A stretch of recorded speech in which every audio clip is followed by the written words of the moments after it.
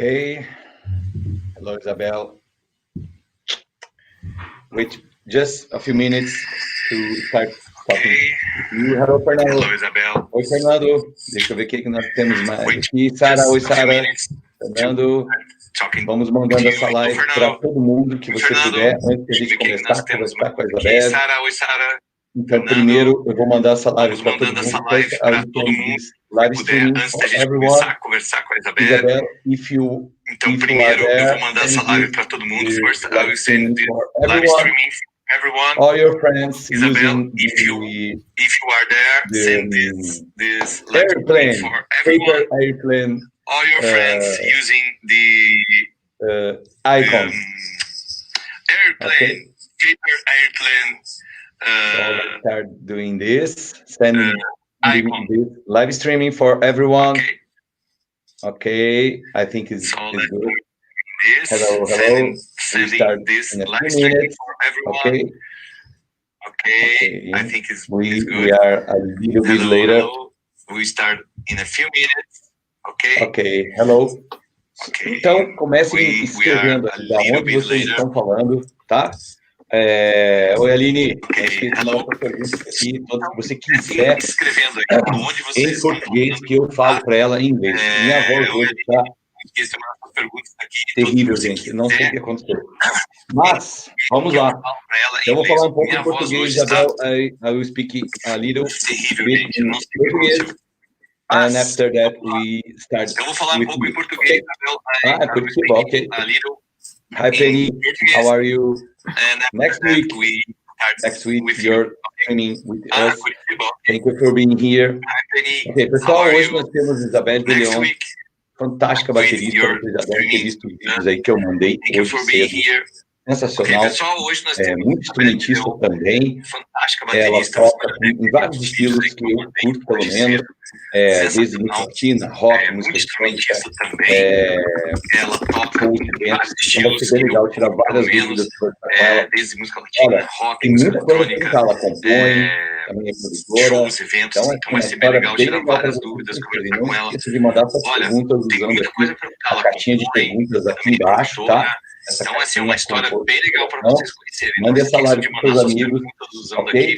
Semana que vem nós temos aí, na terça-feira, a Lorena Martins, quinta-feira, Bárbara Moraes, e no sábado, Penny Larson, nesse mesmo horário. Então, vamos chamar a Isabelle já, e no sábado, e a gente já começa nesse mesmo horário. Então, vamos chamar a Isabelle já, how are you? Coisinha em inglês, e a gente já começa. Um pouquinho atrasado, 4 minutos. Ok. Isabelle De Leon. Hello, guys. From Netflix. How are you? Great drummer. Great fine. Thank you for being here. Tonight you have a special guest, Isabelle De Leon, all styles, from United Latin States. rock, Great drummer, great musician, piano. producer. I hope that you like. Plays in for all sure, I would styles, like to Latin, rock, talk electronics, so much to ask piano. from her. So And I hope that you don't be like. shy. Send For your sure, questions I would here like this streaming. using I this have so much question to box ask down from her. below. And You can don't write be in shy. Portuguese, Send your you can questions write here in English. using this And I hope question you like. toolbox So down we below. have tonight Isabelle De Leon. You can write in Portuguese Let's if you wanna. You can start write with in Isabelle. English. And I hope Okay, you like. okay. So we have tonight Isabelle De Leon. Let's start with Isabelle. Hey, Hi. how are you? Hello. Thank you for being here. Are you okay? Yes, I'm doing great. Thanks for having me. Yeah, thank you for being part of this live streaming family. It's our 64th streaming tonight. Wow, that's a lot. There's a lot of great drummers. So thank you for being part of this family. Of course. And don't worry, these streaming are very good. The streaming is good. Okay. We can hear you. I Okay. can see you. So maybe a little problem with your laptop, but don't worry. Okay. You're working That's fine. very fine. That's fine. Okay, let's start talking about drumming and music. Yeah. And if you want to say something for your friends, if you see your friends here and want to say something in English, please do it. Yeah. Don't worry. Okay. I just wanted to say hey to all my friends who tuned in. Thanks for joining. So happy to chat with all of you guys. And yeah, any questions you have, feel free. I'm open. Yeah, for sure. We have so many questions. So we have 50 minutes. And if the people want to know more from Isabelle, maybe we can do a second part, maybe 10 minutes or 15 minutes. What do you think? Okay for you? Sure. Yeah. Okay.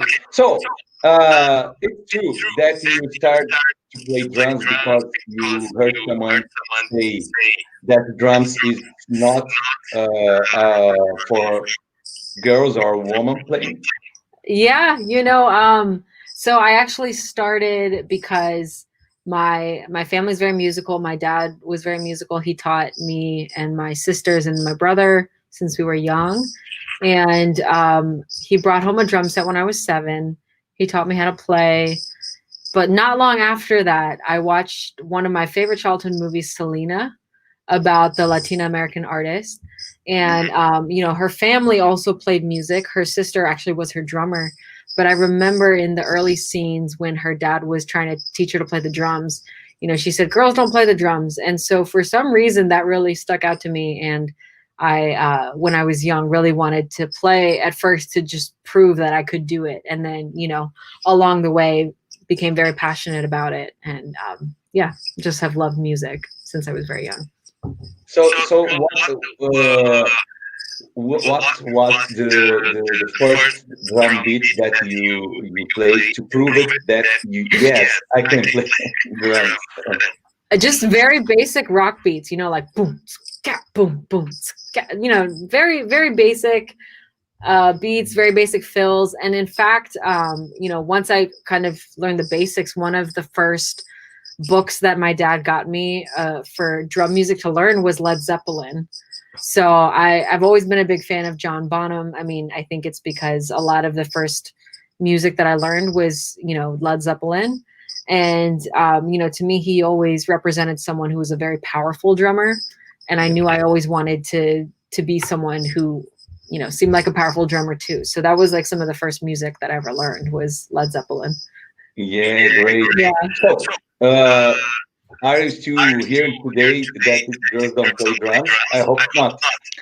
No, well, it's so great because with social media, Instagram, now TikTok, Facebook, it allowed me to connect with you. But, what I love about it is it allows you to see other people around the world who are also doing the same thing. And it's crazy because I feel like every time I go on now, you just see kids and girls who get younger and younger who are so good at the drums. I mean, it's great because you still are able to feel a sense of community even from being so far away from them. Great. And about your first drum lesson, are you was with 7 years old, or that was after? So yes, I was 7 when I started playing the drums, started studying the drums. I pretty much took private drum lessons from the time I was 7 all the way up until I was about 21.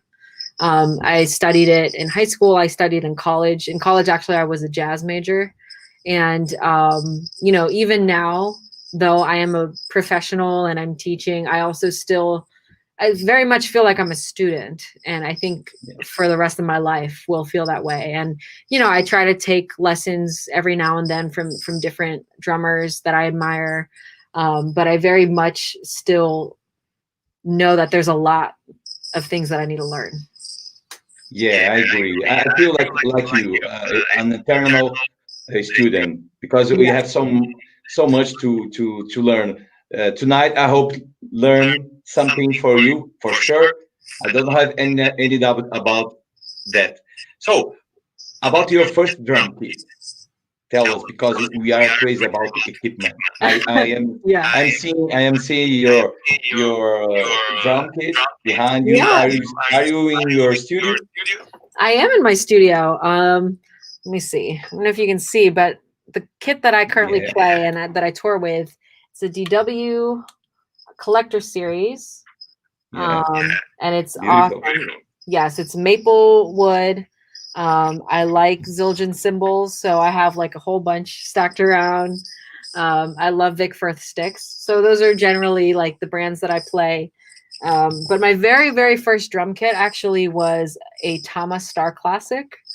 Very bright red, bright orange, and you know, like a big drum set. Like I think the toms are 12-inch, 13-inch, and 18-inch. You know, and this was back in the 90s, so it was common to have big size drums. We still have it. It's in the other room.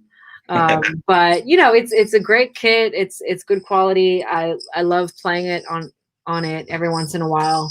But yeah, I've had that kit since I was 7 years old, and we still have it in the family. So it's very sentimental. It's nice. Yeah. My first drum kit actually is it was cut in the middle and transform the drums on wall mobilia, you know, wall on the walls. So I don't have my first drum kit anymore. Yeah. That was about your first professional drum drum gig. When you start to play professional, the very first show or anything like this, you start to study with 7, correct? Yes. But your first professional gig, like as a drummer, of course. Yeah, you know, not long after I started playing, I was still 7 years old. I believe I had my first performance, which was in church. And, you know, a lot of my upbringing was playing music in church. My family grew up I grew up Catholic, and my dad, who was always very musical, you know, wanted to make sure that we were always part of the music ministry in the churches we were at. So sometimes we would play, my sisters and I, we would play at Mass, the Catholic Mass, once, maybe twice a weekend. And, but, you know, that was really how I first learned how to play music, how to play with other people, like in a group, how to follow direction of the choir leader. And so, yeah, I just remember, I think it was like we had like a Christmas concert. This was a few months after I started playing drums. My dad had me playing with his choir, and these were adults, right? Because no one else at the time played drums, or I don't think anyone else had drums. So he just kind of injected me into the church, and then I was playing drums for multiple choirs, you know, even though being very young. But I think my first like gig, like out in public, outside of church, was, I must have been maybe 10. I remember my sisters and I, we played at a nursing home, and there was a lot of old people in the front who were covering their ears because it was so loud. And then outside of that, actually, I played my first bar gig when I was about 12, maybe. I just remember, you know, I was very young. I was little. It was my first time at a bar. You know, there's a lot of older people there, and, you know, the people were still smoking inside. My mom was very like upset. She's like, what? You know, she got mad at my dad. She's like, why are you bringing them in here? It's not good for them, you know, because we're very young. But it was a fun experience, because then I think that was my first experience seeing how people like really engage with music and interact with music. And, you know, just being able to play for people and see them respond to it. I think that was where I got my first taste of what performing was really like. And yeah, since then I was hooked. Great. So are you still loud? I'm sorry? Are you still sounding loud? Me? Sounding loud? Yeah, are you still sounding loud? When you play, do I play? Yeah, probably. I mean, I actually wear headphones or earplugs every time I play, just to protect my ears. I'm sure it's loud. I hope it's loud, I guess. But you know, I think it depends on the context too. So Yeah, of course. So, tell us about the first experience playing with a conductor, because it's a very important thing for musicians that want to follow a professional lifestyle. Yeah. Tell us about, we start to play with a conductor so young, and it's a very difficult thing to play with a conductor, don't you think? Yeah, it's interesting because I guess as a kid you don't really think about it too much, and that's one of the reasons why I love teaching young students, because oftentimes you tell them to do something and they just do it. They don't overthink it, right? But now that I think about it, it takes quite a bit of coordination. And I think the challenge with working with a conductor, right, is that you have to watch them. But in order to watch them, you have to know your music very well, and you have to know your instrument very well, right? So it takes a good amount of layered coordination to build up to that. And, for a while, you're multitasking because you're looking at your music, you're looking up, you're looking at your music, looking up, you're looking maybe at your instrument if you have to move around, and you have to listen at the same time. So it takes a good amount of multitasking. But again, this is why I believe learning music, playing music, practicing music is so good for development, because it teaches you all these other skills, how to multitask, how to discipline yourself to practice and to learn these skills. And it's not just for music, but it goes beyond music as well. It applies to life. So it is quite challenging. Again, I think when you're a young kid, or you're younger, you're maybe not thinking about like all the processes involved. You're just like, okay, I have to watch them and I have to look at my music, and you just figure out how to do it. So I'm grateful and I'm lucky that was something that I was forced to do at a young age.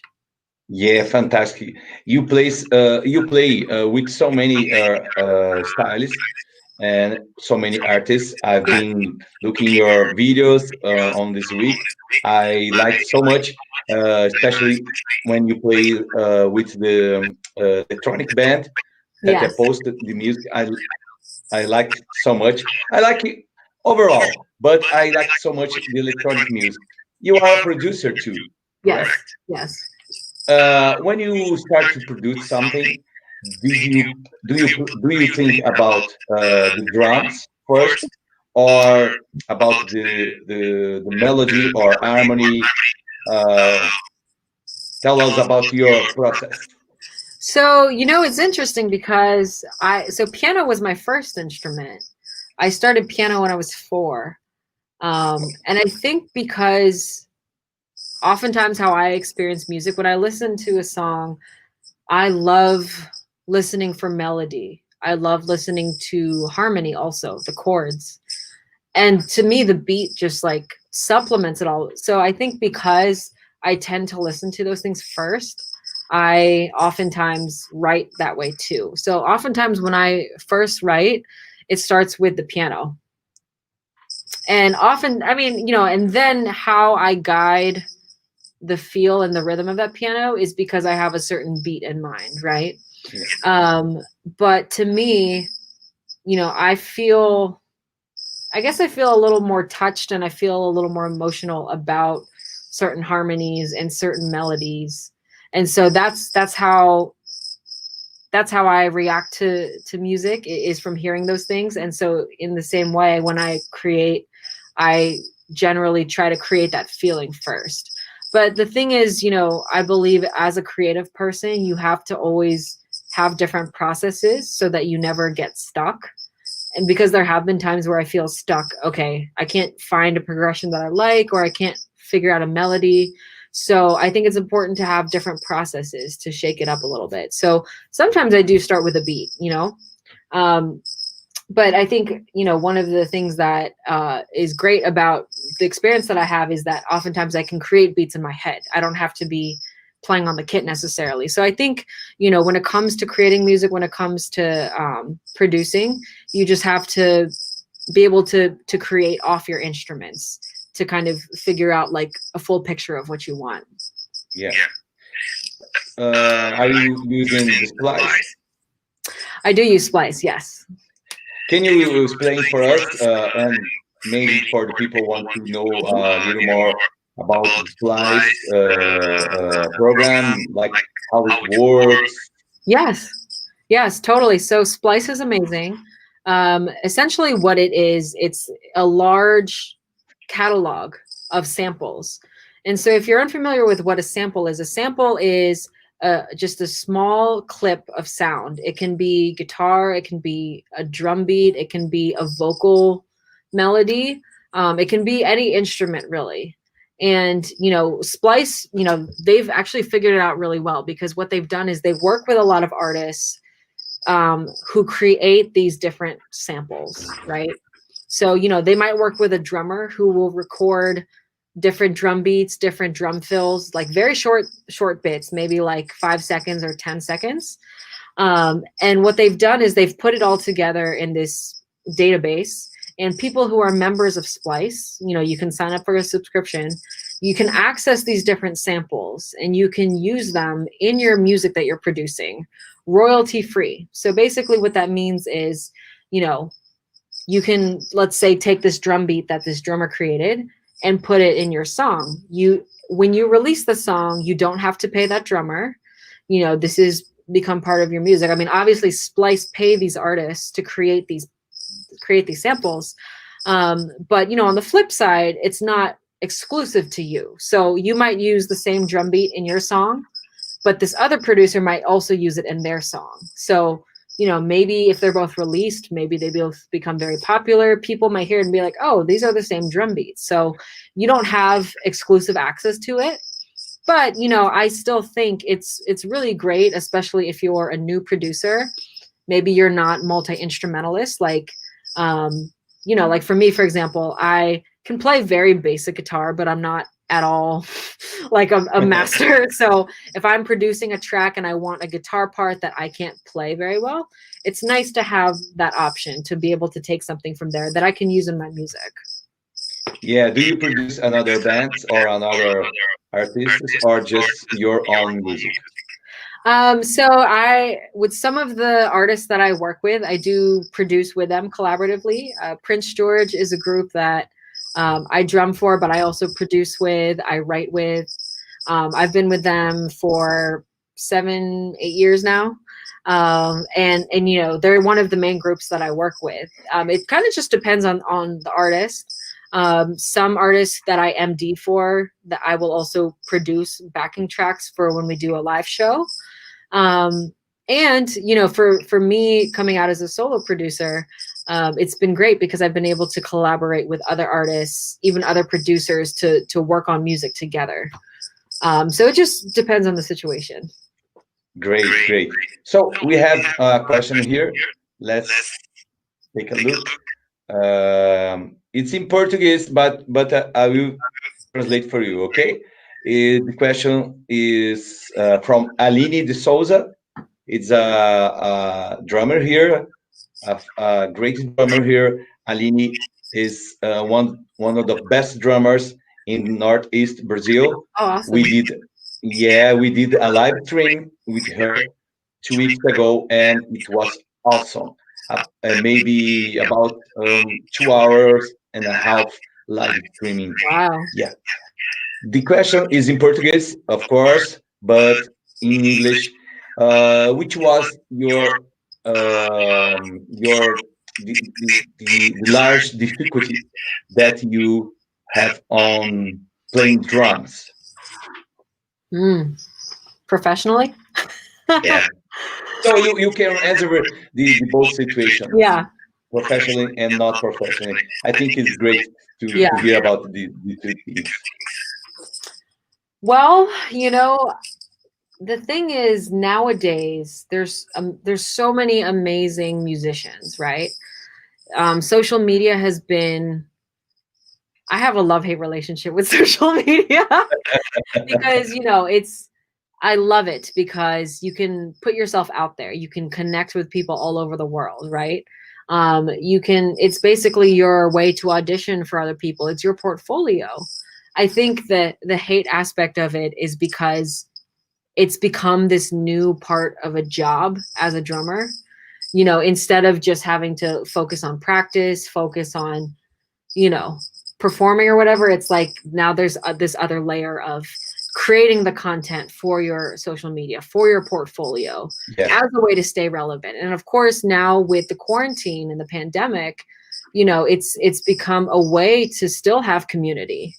And obviously it doesn't take the place of having in-person interaction, but it's kind of necessary right now in order to stay connected. So, you know, I think what has been difficult has been trying to always adapt to what's current.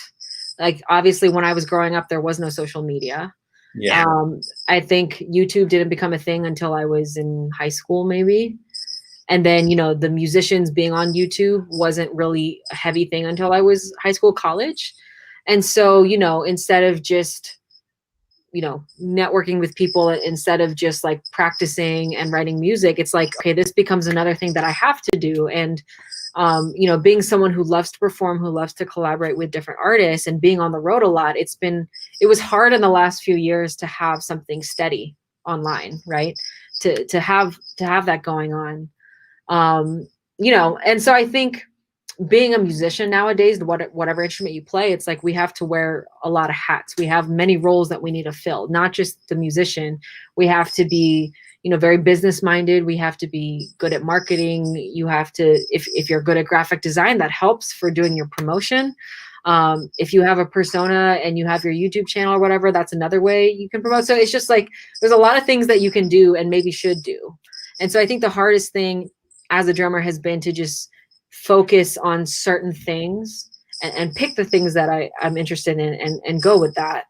And then obviously, you know, it's like there's a lot of competition. So you have to stay on top of your craft. You have to stay practicing.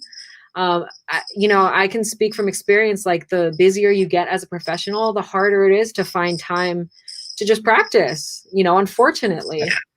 Even though I love touring, I love playing with people, you know, I love performing, it is hard to just like have that routine. And especially like when you are trying to stay afloat, when you're trying to have a livelihood, you know, you still have to figure out a way to make money. And so for me, that has been teaching, that has been performing, and, you know, other streams of income. So it hasn't been easy for me in the last few years to have dedicated, consistent practice time every single day of the week. So, you know, I think as a professional, that's probably been the hardest thing. Of course, you know, there are other things too. I mean, it's not an easy profession to get into, but it is so worth it. I mean, when you have those experiences that make it worth it, it's awesome.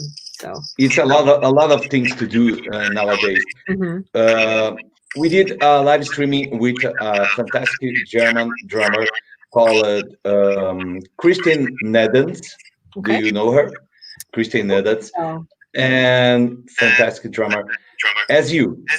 So I asked for her, why don't you have so many YouTube videos? Because you have just 3 or 4 videos, great videos, but you don't have so many videos. Why you don't like to do or to post videos? And it was very funny because she answered for me, no, I don't like. Yeah. She prefers doing the real thing in person, in life. As you say, we are living now in strange times. So you are like her. You are a fantastic drummer. Are you thinking about doing more videos on your YouTube channel? Because you have so many videos, but I think you are a fantastic drummer, international drummer. You can do it more for your fans or producing something. But what do you think about? Yes, I mean, so actually, obviously with the quarantine, I've been that's something that I've been working on.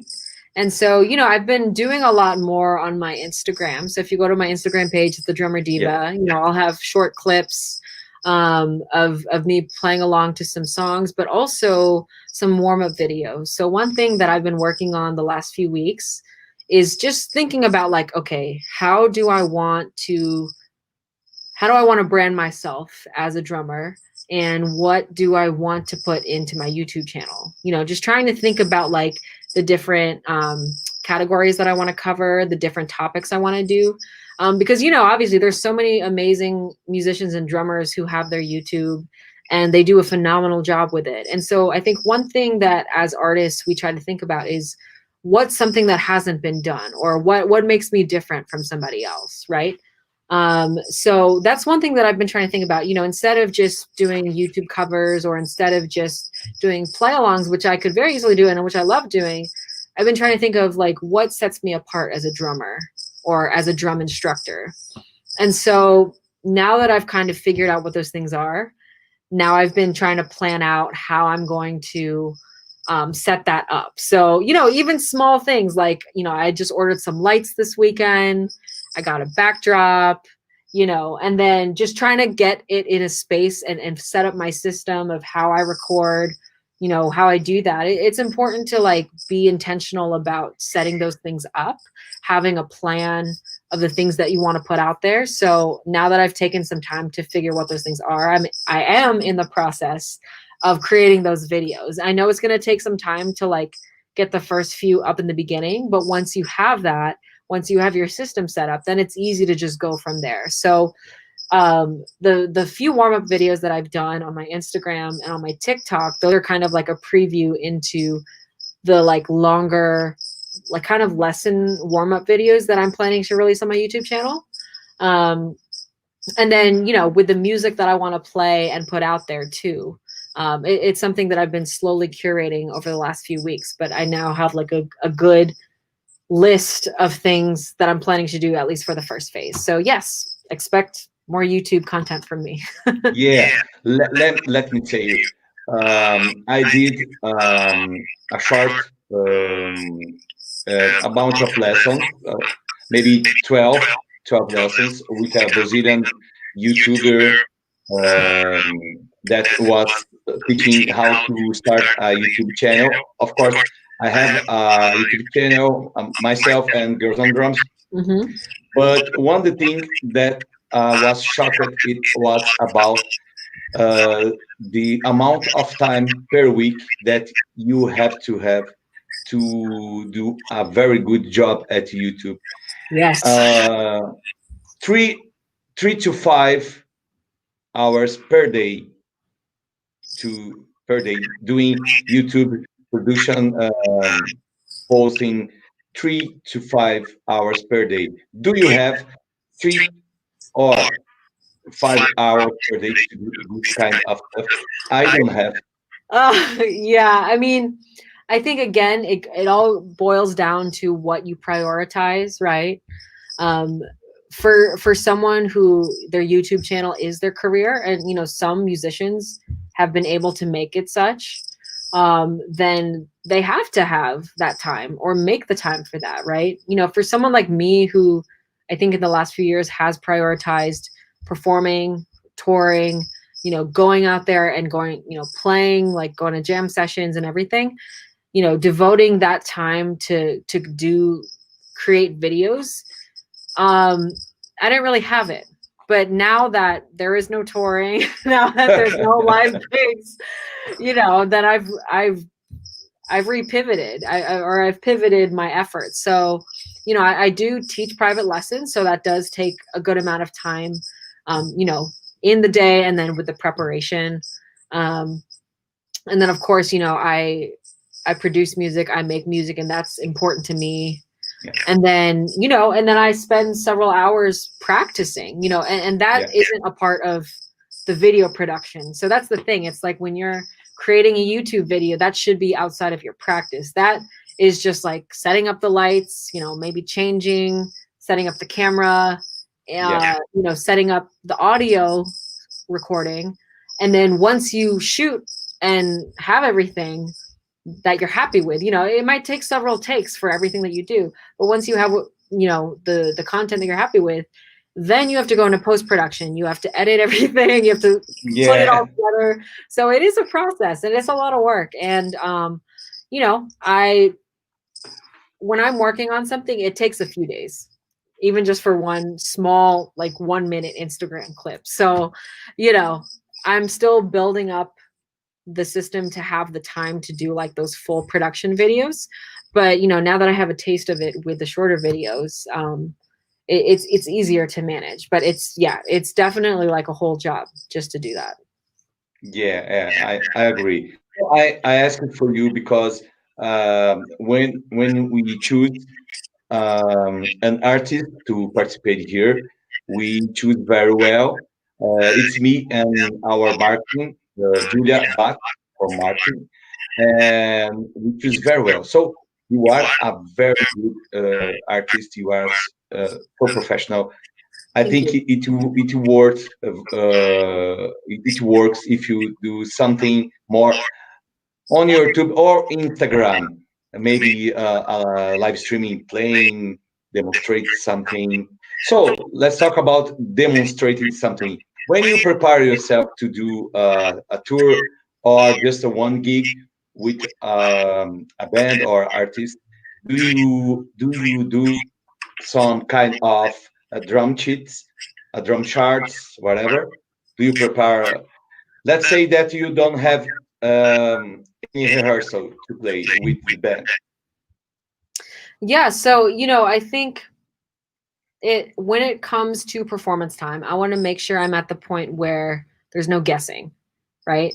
I know all the songs. I don't need a chart. You know, I prefer not to have a chart just so I'm free, you know, because when you're not looking at something, you're paying attention to the music around you. You're listening more, you're watching the front people. And it's important to do that, especially if you have music that's improvised, because, you know, anything could happen and things could change, right? So you have to, you know, the more present you are, the more you can pay attention to that, the more like ready you'll be for changes that happen.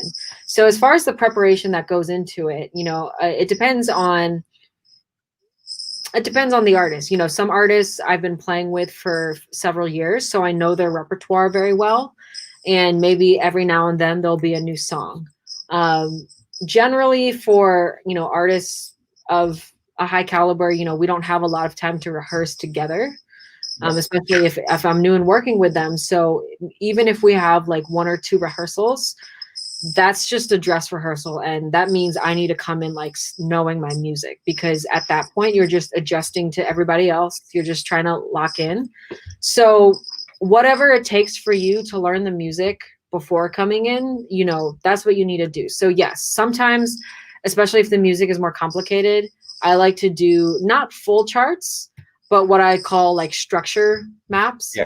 Because, you know, to me, the hardest part of learning any new song is just knowing, okay, the verse is 8 measures, and then the refrain is 16, and then from there it goes into a bridge that's 3/4 or whatever. Like just understanding the roadmap, because, you know, for us as drummers, we're really the ones carrying the group. We're the ones leading them, right?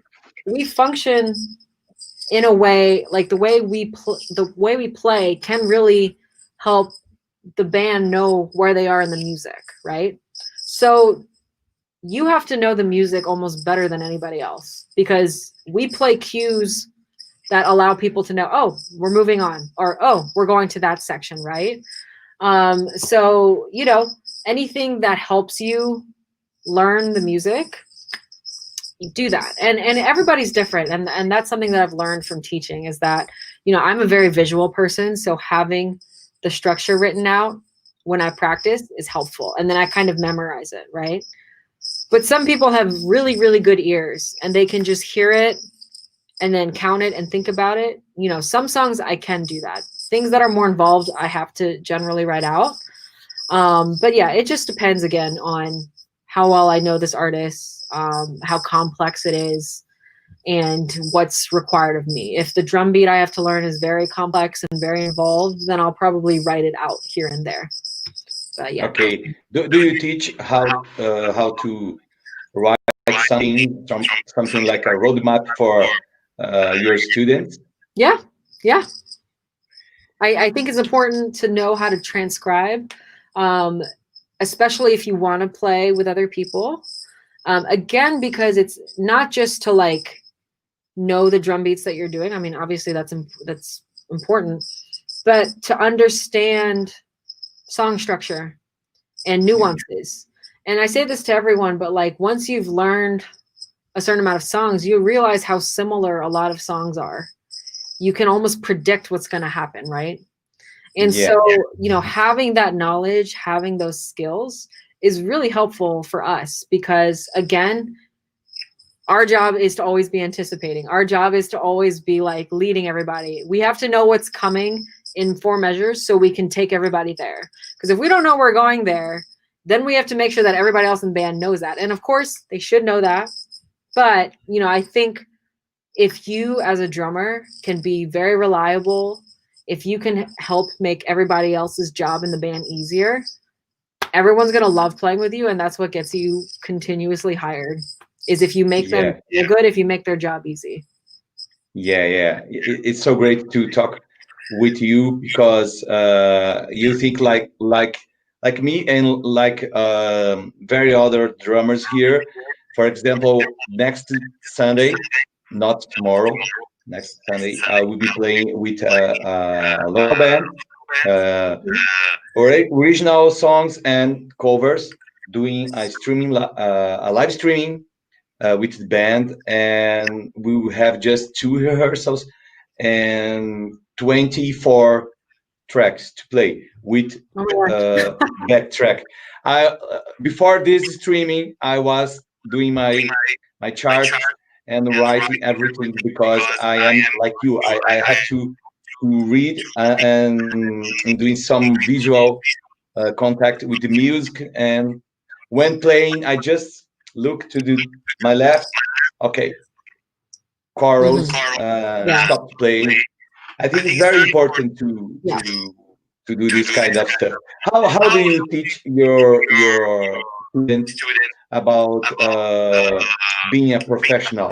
Do you have so many students that want to making a lifestyle, like a musician, professionally nowadays? Yeah, so I've had just a few. Like I had a student who ended up, you know, auditioning for colleges.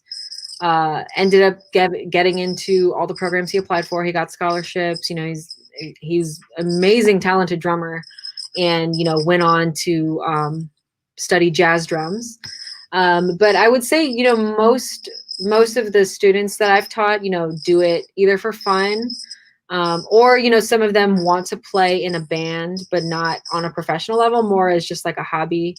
But you know, even for those students who want to play with other people, you know, it's like the way we have to learn music, the way we have to learn drums is a little different than if we're just, you know, studying it to study it and to learn music, learn drumming, because, you know, once you get into the point of playing with other people, at that point, it's not just about you. And so the approach to playing becomes different, because then it's like, what is your function? You know, and you know, it's like when you're playing live music with people, it's not like playing the music where it's always there, it keeps moving and you can hear something and follow it. Like you're the one leading them. So again, it's like, I always say this, but if you can hear the music in your head, then you can play it, right? And so being able to do that, being able to get to that level of ear training and also thought process, it does take some practice, and it does take some building up of skills. So you know, that is something that when I teach to people, takes a little bit of effort, and is something different than maybe I would teach to, you know, students who just want to like play along to songs and read and that kind of thing. Are you teaching right now just online or personally? All my students right now are online just because of quarantine. Generally, when quarantine wasn't a thing yet, I was teaching out of a studio in Washington, D.C. called 7 Drum City.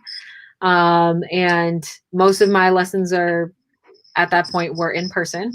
But basically since March, all of my students have been virtual. And that's actually been great because, you know, even for students who don't have drum sets or who don't have like a full setup necessarily, like some of my students have been practicing on just pads and pillows. You know, we've been able to accomplish a lot. And you know, with a minimal setup like that, one of the benefits is that you remove the distraction of the kit, right? I mean, come on, you sit in front of a drum set, it's like, oh my gosh, this is so cool. I just want to play. It's pretty, it's shiny, it's loud, it's fun, it's empowering. But the thing is, it's easy to get distracted. Even me, like, you know, when I come down here to practice, I'm like, oh, let me just jam on this thing, right? The thing is, when you practice on a pad, you know, you remove the sounds, you remove the shininess, and you're stuck with your coordination. And really, your practice is about developing your coordination, right? Coordination and your timing and your process. So, you know, I've been able to accomplish, or my students have been able to accomplish a lot, you know, even remotely.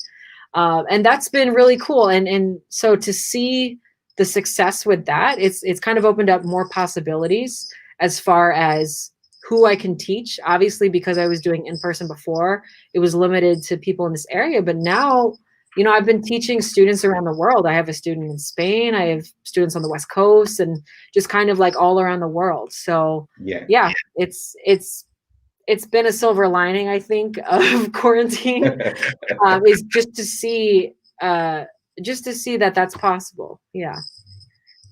How the people that want to contact you to maybe doing some lessons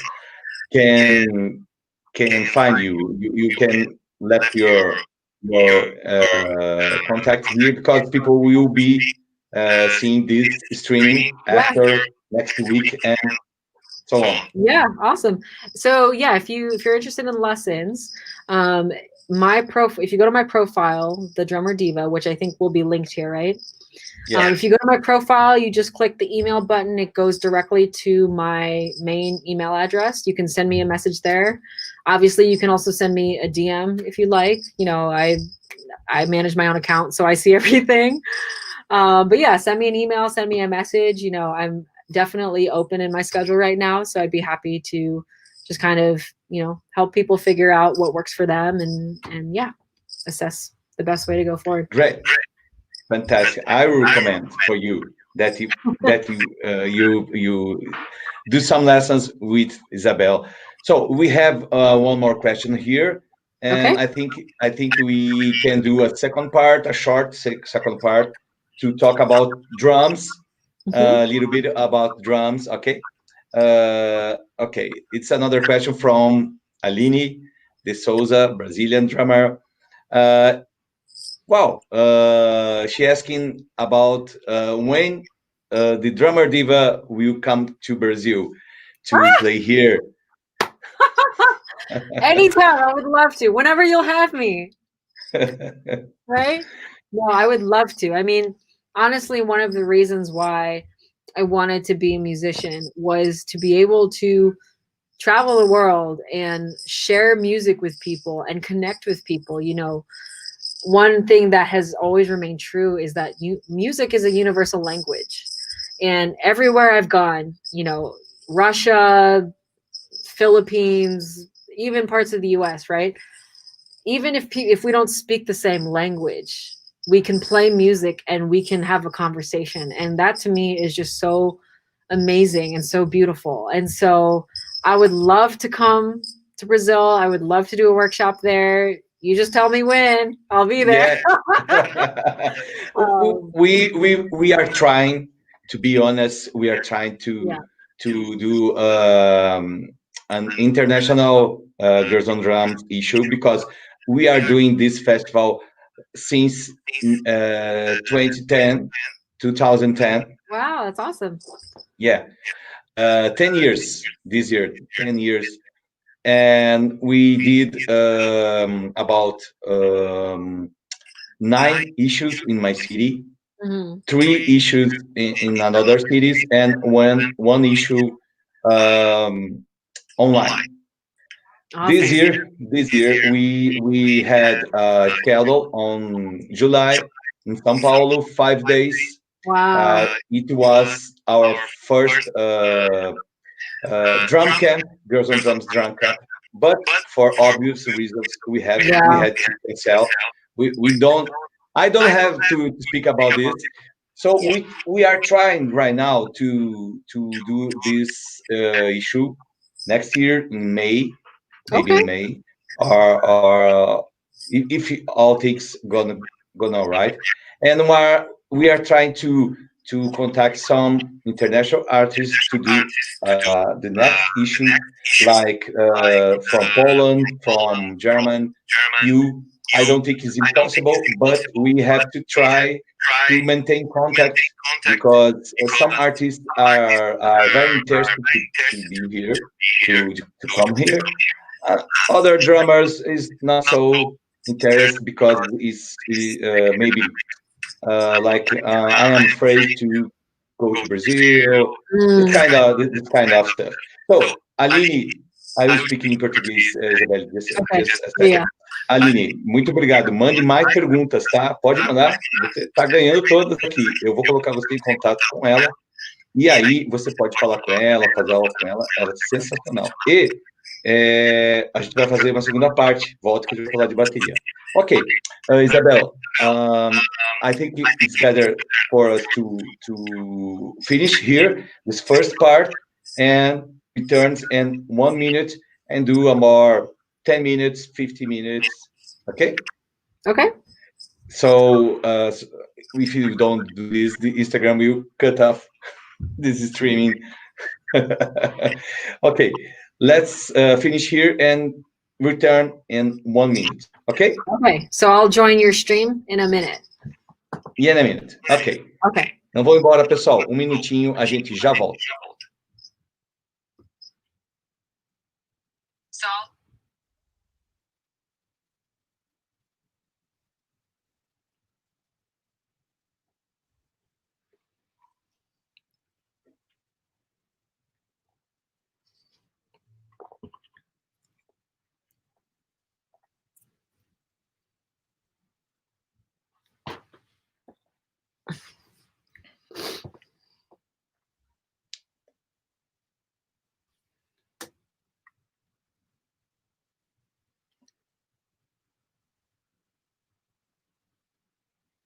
Um minutinho, a gente já volta.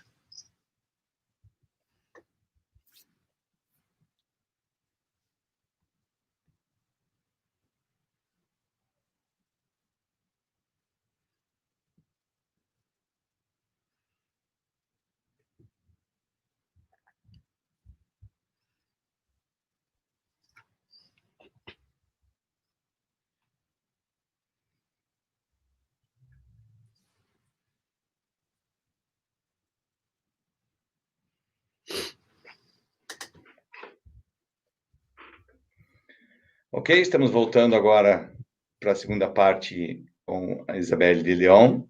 Espero que vocês estejam gostando. Estou só aguardando ela aparecer aqui.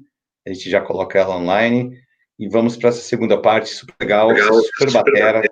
Vamos falar agora um pouquinho sobre bateria.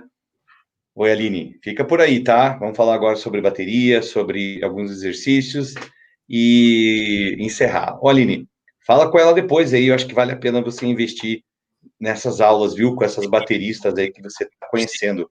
Você faz muito bem estar assistindo. Ela, vale a pena você marcar com ela alguma coisa. Se quiser, eu ajudo você, eu faço a tradução para você, tá? Você faz muito bem estar assistindo. Ela, vale a pena você marcar com ela alguma coisa. Se quiser, eu ajudo você, eu faço a tradução. Okay, we are back. I'm back. Long time no see. Okay, it's a very good, very good live streaming with you. Very instructive, very cool. Thank you. Let's start this second part, and let's talk about your drums. You show us your drum kit right now, but yes, it's time to see in detail. What Yeah. What kind of drum do you prefer? Do you have electronics, cymbals, and so on? Yes. So I'll turn my light on so you can see better. Okay. I have over here, this is the kit that I generally tour with and teach on right now. Yeah. It's a DW Drums Collector Series. The way I have it right now is that I have 2 rack toms, 2 floor toms. Yeah. The cymbals that I use are Zildjian. This is a new beat hi-hat, actually made in the 50s. Yeah. So it's old. There's no markings on it. This is the K Cluster Crash 19-inch. Actually, they just released it last year, I believe. It's pretty new. But this is a prototype from the factory that I got from a local music store when they had Zildjian Day. And then over here, we have an S Trash Crash.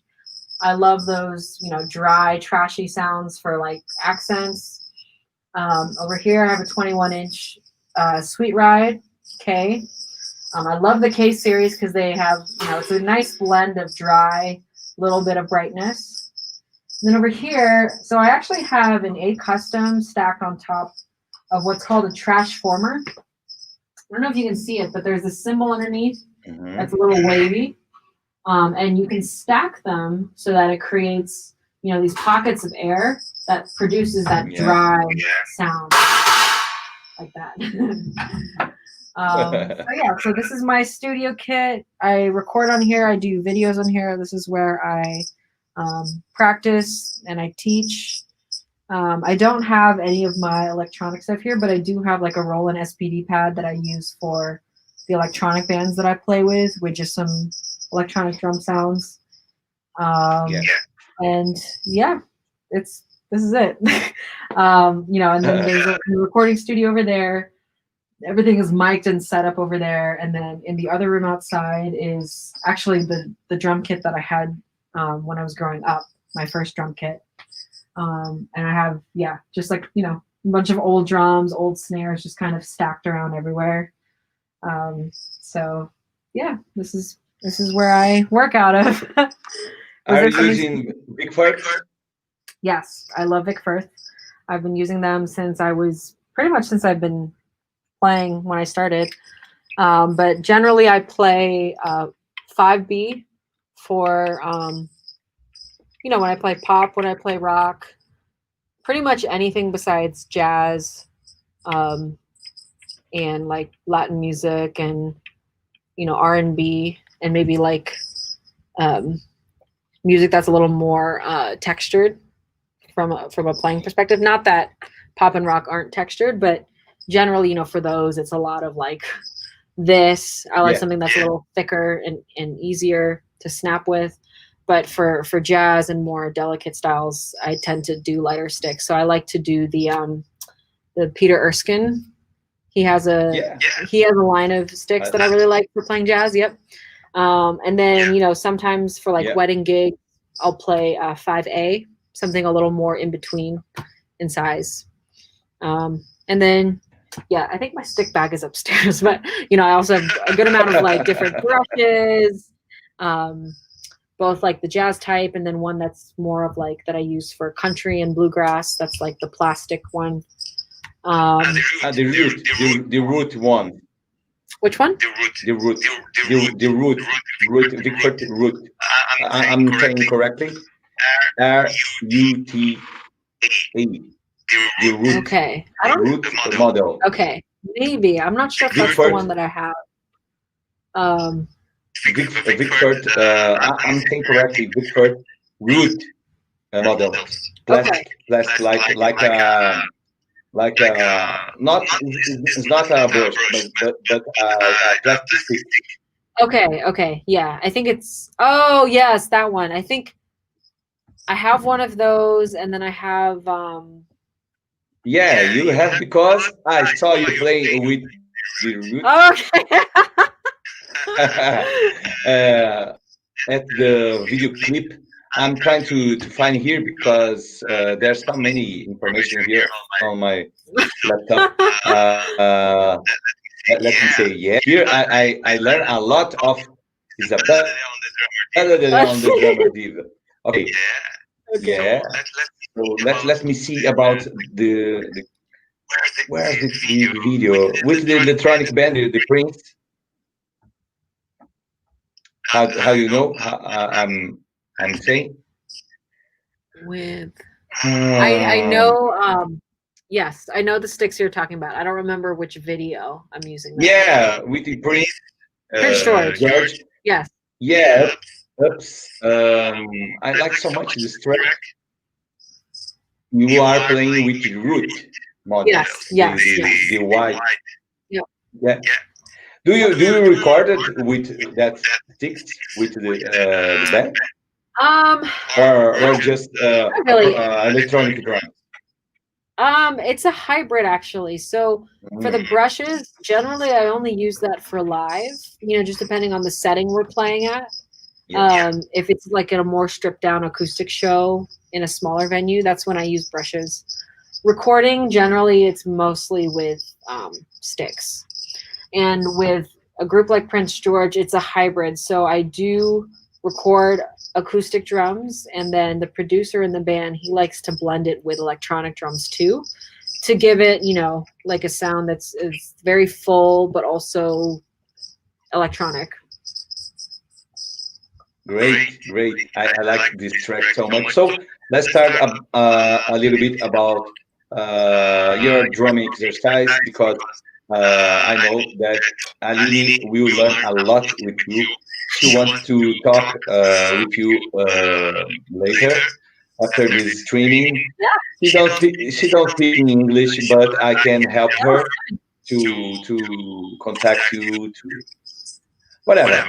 So let's talk about what you recommend for the drummers to maintain a very good hand work with rhythms or with pedals. What you recommend? Because you are a drum teacher, you are, I for sure, you have so many shops to teach us. Yes, thank you. So there are two exercises that I use for almost all of my warm-ups every time I practice. One is called the rudimental ritual. And you can find that if you just look it up, rudimental ritual. It was created by this great drummer named Alan Dawson many years ago. And he taught Tony Williams, a very well-known like jazz fusion drummer, has played with Miles Davis and so many other amazing artists. But Alan Dawson created this rudimental ritual as a way to practice all your rudiments, which is basically your vocabulary, but also to work on your technique, right? When you play the whole thing from top to bottom, it's about 12 or 20 minutes long. So it's a pretty good warm-up. You do the whole thing straight through, and you play it while doing a bossa nova ostinato on your feet. Boom, chip, boom, boom, chip, boom, boom. So your whole body is involved. And when you think about it, you're doing this eighth note ostinato. Your hands are cycling through these different patterns, some which include triplets, some which include sextuplets.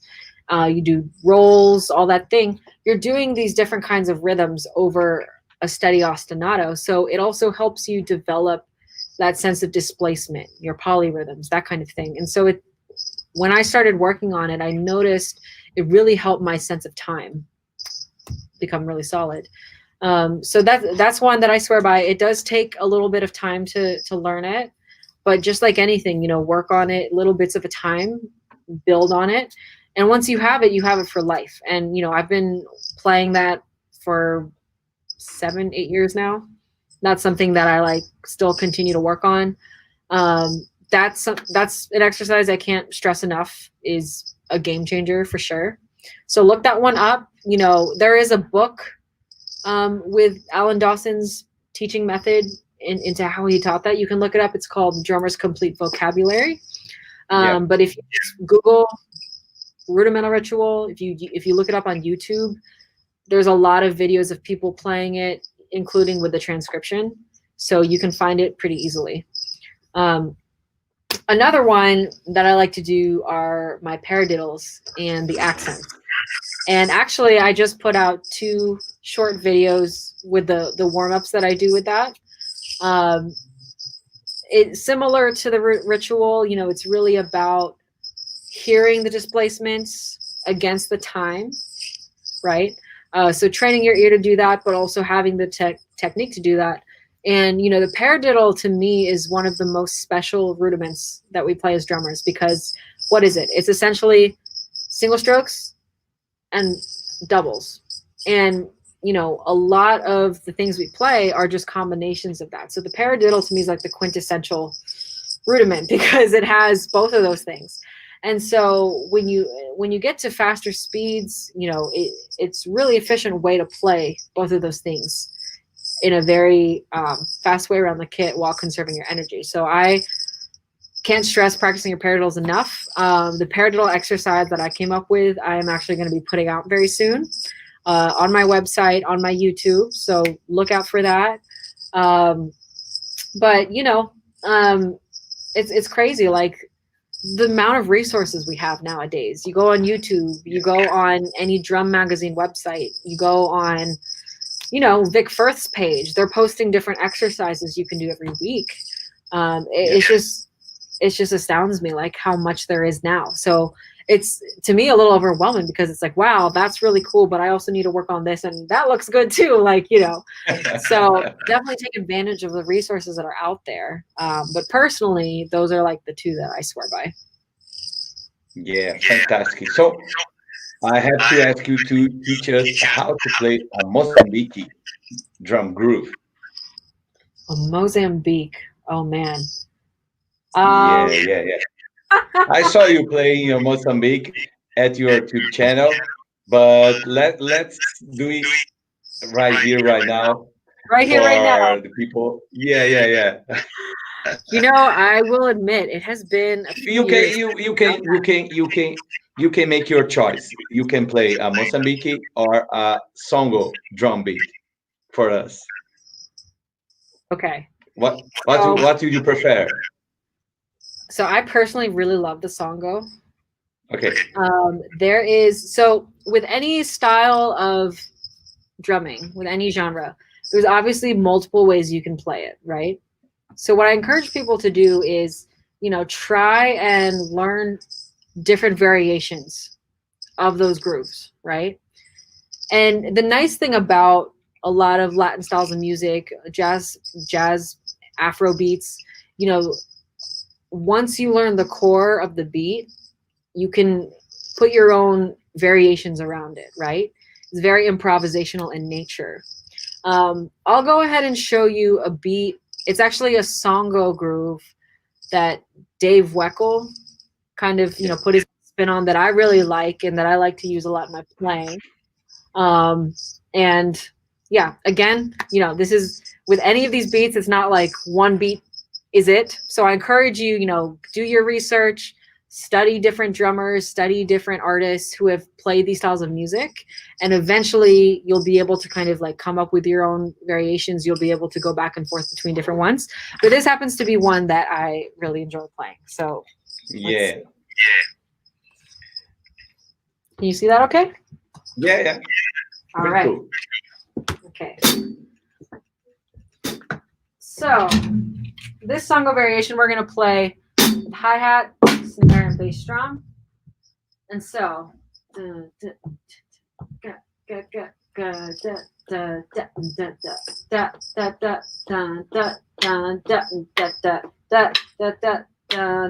is kind of the pulse that you want to think of. So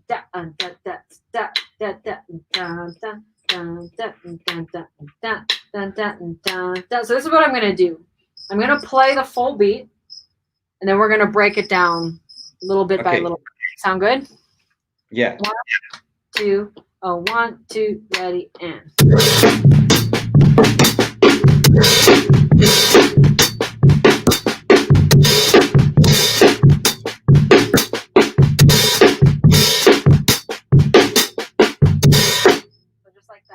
Tempo would probably be something like 1,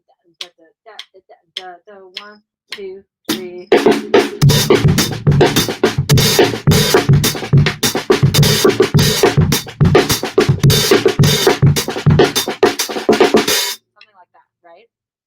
So how you want to start out is just by adding little bits here and there, okay? So one thing that you want to get first is the hand pattern, okay? Boom, da, da, da, da, da, da, da, da.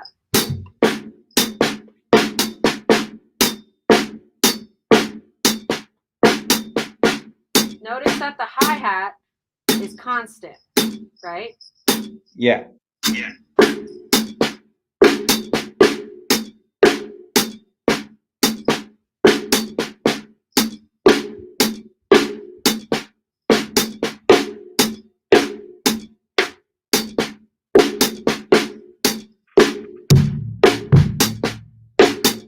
So add those 2 bass drums.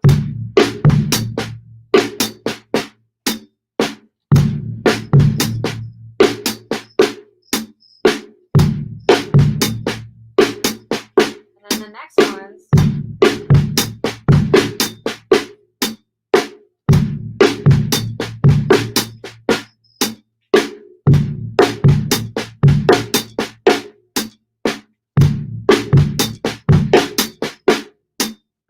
And then from there, you basically can just layer each of them in. I'm sorry, he just put me on the spot. I didn't have a proper lesson prepared for this. Basically, with any beat, I'm just thinking of a way that we can break it down more simply.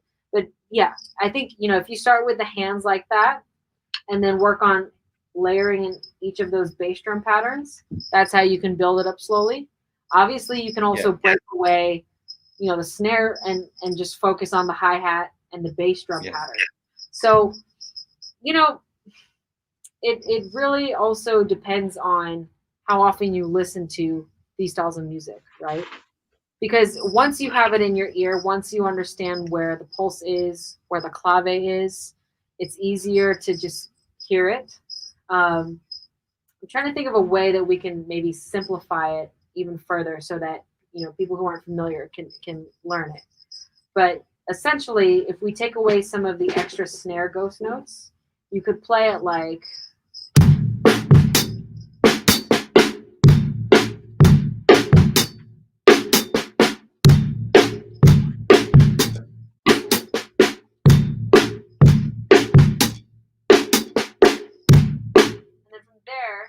Basically added some of those extra ghost notes to give it a little more texture.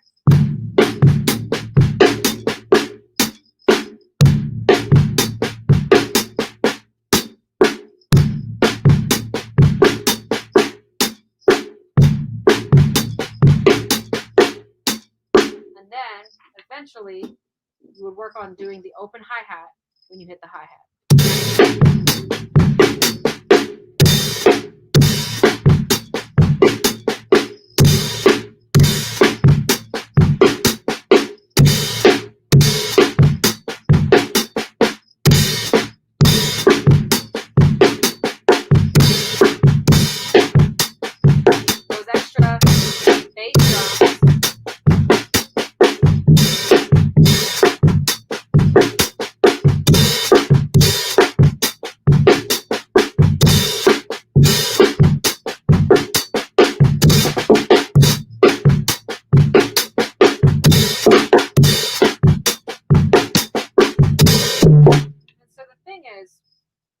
Once you get like the basic groove down and once you get comfortable with the coordination, that's where you can start to experiment gradually here and there, add that little extra roll, add that flam, add that double, those are a few things that I added towards the end. But with anything you do, get the core of the beat, get the essence of what is required of the beat, right? Whether it's the bass drum on a certain beat, snare on a certain beat. But yeah, that's a songo groove that I like to play. Not mine at all. A Dave Weckl groove that he kind of, played around with from a songo. But yeah, that's very quick impromptu lesson. I would break it down better if I knew. No problem. But yeah. Yeah, no problem. No problem. This is our objective. This is our main goal just try to relax, play something, and talk about drums. I'm seeing here Aline Souza is writing fantastic. Can you say anything for Aline in English? I translate for her. I think it will be your new student very soon. Oh, I would just say, you know, keep at it, you know, never give up. And I think it's important. All of us as drummers, as musicians, we have our own voice, and it's hard to. Sometimes it can be overwhelming to see how many people we think are better than us, you know. But it's important to remember that the way you play, the way you express your music is unique and is special. So keep playing, you know, keep practicing, and I hope to meet you at some point. Sure, you will. So let's pretend that we'll do a Girls on Drum Festival right now, and you are the producer. Okay, you are the producer, and you have to choose just 5 female drummers that you like. You can put your own on the list if you want. Okay. So do you want to put your own on the list on the staff to play on the festival? I mean, of course, I would love to. Yeah. Am I worthy? You have to choose. I would love to be a part of it. I would be honored to be a part of it. I think other drummers who I would love to see there. Just 4. Oh gosh, that's so hard. Yeah, because you have a limited budget. Don't forget. Okay. Anika Niles from Germany. Yeah. Love her. Outstanding drummer. Also an amazing teacher. You know, I follow a lot of her lessons online, her tutorials. Who else? Do you know I did 1 lesson with Anika Niles? Really? Yeah, 1 hour and a half, 1 lesson. Oh my goodness. Just 16 students all out of the world. For that time, I was one of them.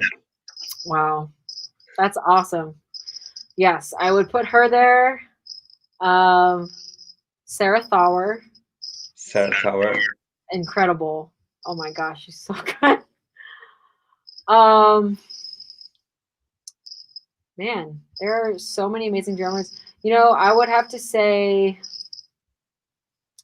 Cindy Blackman has been a big idol. And someone who I've really looked up to, and I would be incredibly honored to share a bill with. One more. Jeez. 1 more left.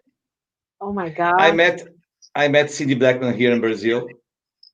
I love her. She's just for just 2 minutes talk with her. I really don't know what to say when I saw her. Just like CD Black. Yeah, but you know, she's so sweet. She's very kind. I met her briefly after a show that she played in DC. She was very open and just very sweet. But she's someone who's inspired me since I was very young. So I would love to see her. Okay, who else? Just 1 left. 1 left. Oh man.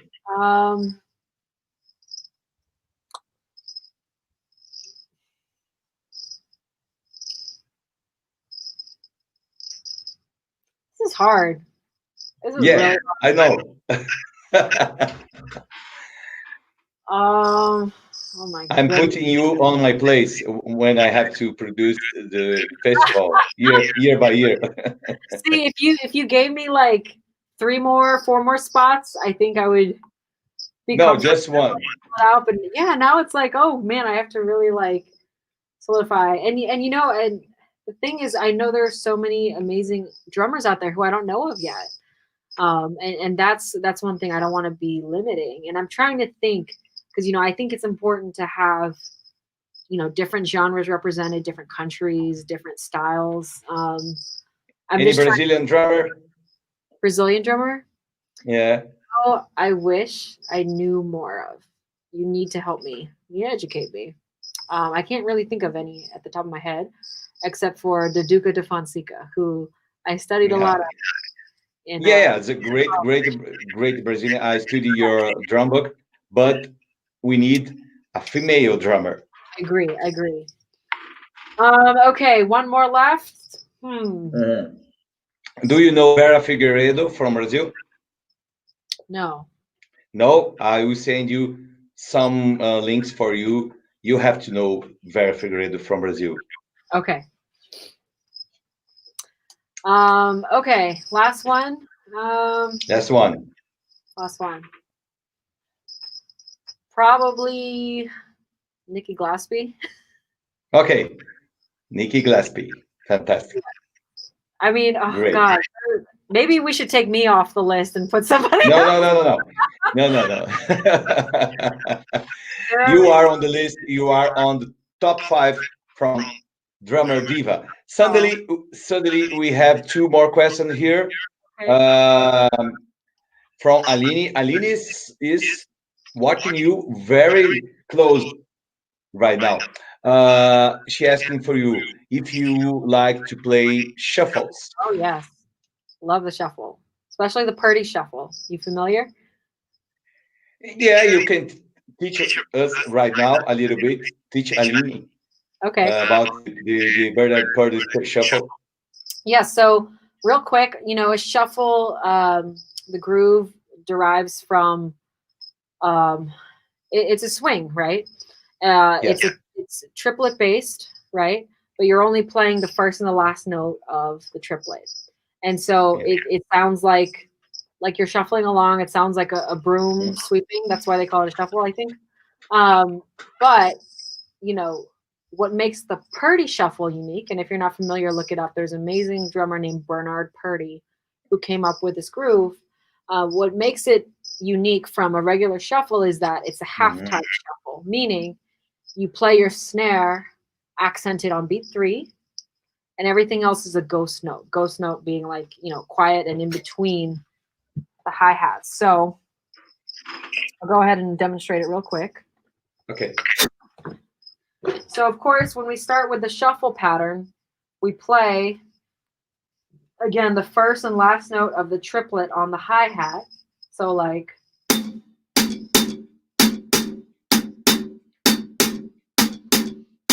now the main snare hit is going to be on beat 3. So 1, 2, 3, 4, 1, 2, 3, 4. Okay. Then all of your other snare hits are going to be in between those hi-hats, and those are going to be ghost notes. So we have 1 and a 2 and a 3, a 4 and a 1 and a 2 and a 3, a 4 and a 1 and a 2 and a 3, a 4 and a 1 and a 2 and a 3, a 4 and a. Bass drum we're going to add on beat 1. And then as a pickup into the snare. So the of 2. So 1, 2, 3, 4, and into the 1 again. Oh, 1, 3, oh, 1. And now when you play it at tempo, it's going to sound something like this. So 1, 2, a 1, 2, 3, 4.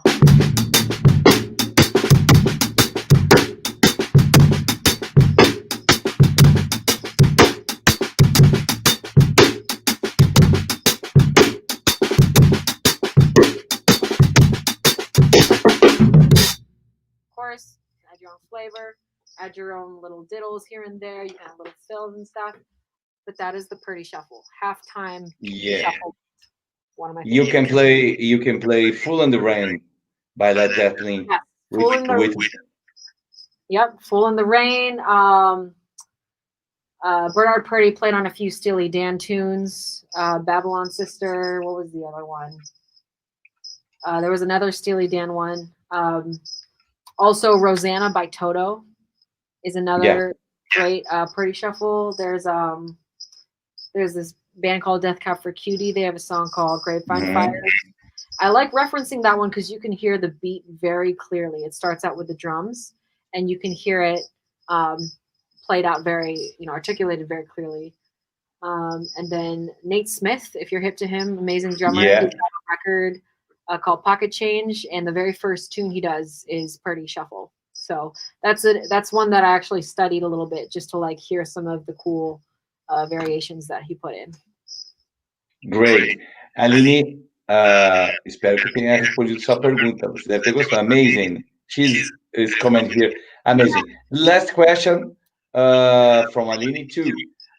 Which rhythm that you have most difficulties to play on the drums? The most difficult rhythm or style that you have to play on drums? Most difficult style to play. A lot of different Latin styles, I would say, are very intricate, and a lot of them are challenging because all four limbs play different rhythms. But it's one of my favorites to play. I think it's really fun. It's, anything involving a lot of like improvisation is exciting because you can really take it anywhere. And it's just a fun style to play. It's dance music, a lot of the time. So that's one that I like to work on just for expanding my coordination, obviously, but also just because I love playing that music live. Jazz is very difficult to play. I studied jazz in college. I by no means consider myself a jazz drummer, but I can play the style of music. I do play it often. I think it is one that really taught me so much about being present in the music. Learning how to improvise, how to adapt, how to listen to people, and also just it was one of the styles that really taught me how to really know the music very well, because obviously the way you play jazz music is very different from a lot of styles of music. The forms are different, and just like the culture is so special. When you learn the music, you have to learn the history. You have to know your drummers. You have to know your musicians and the history. You have to know the styles, and it's just incredible to like learn about the lineage of these musicians, these drummers who've come before you, and how you can honor them on your instrument, how you can be inspired by them, but how you can also create your own voice, right? Using the things that you've learned from these people. So, I would say jazz is one of the styles that I don't get nervous a lot when I play. And I wouldn't necessarily say I get nervous when I play it, but I think I come into it a little differently. I have to be a little more present, and I am a little more maybe intense when I'm playing it, just because anything could happen. And it changes too with the musicians you play with, right? Like every other musician has their own style. And even as a drummer, it's like your dynamic with the bass player can be very different. So, whenever you're in a new situation, you have to be able to adapt to your environment, listen to what people are doing, and you also have your own voice that you want to project. So it's interesting because you have to come into it like knowing who you are, knowing what you want to bring to the table, but knowing how to also respect what people are bringing to the table for you. So it's definitely one of the styles of music that keeps me most on my toes. It's exciting, it's nerve-wracking, but it's beautiful because each time you're creating something new. Like you have no idea where it could go. So, I mean, I just enjoy playing in general, whatever style it is. I could be just playing a backbeat and I would have so much fun. I just love performing. I love playing with people. So, I think it's important to study lots of different styles of music because you will learn different things in each of those styles. You will learn different things about music in each of those styles, but you will also learn as a musician yourself what you really like. And each time you study different styles, you're going to take things that you will put into your playing and into your expression. And then you as a drummer will have a unique voice because you have these different influences and different sounds that you blend together to make your own.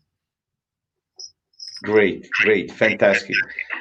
Aline, eu espero que tenha respondido sua pergunta, senão você pode perguntar para ela depois, direto para ela. I said to Aline that I wish that you have answered the question. I think so. It's a very complete answer. So I think we are finished right now. We have 1 hour and a half live streaming. Very cool live streaming. As I said, the time goes by, the time it flies when we do these live streamings with so many fantastic drummers as you, Isabelle. Thank you for being here. Do you want to say something to finish to your friends, to Aline? Please. Yeah. I saw a few of my friends tune in towards the end. I saw Andrew, I saw Anthony, a bunch of ones earlier. I saw Javier. Thank you all for joining. I love you all. I miss you guys.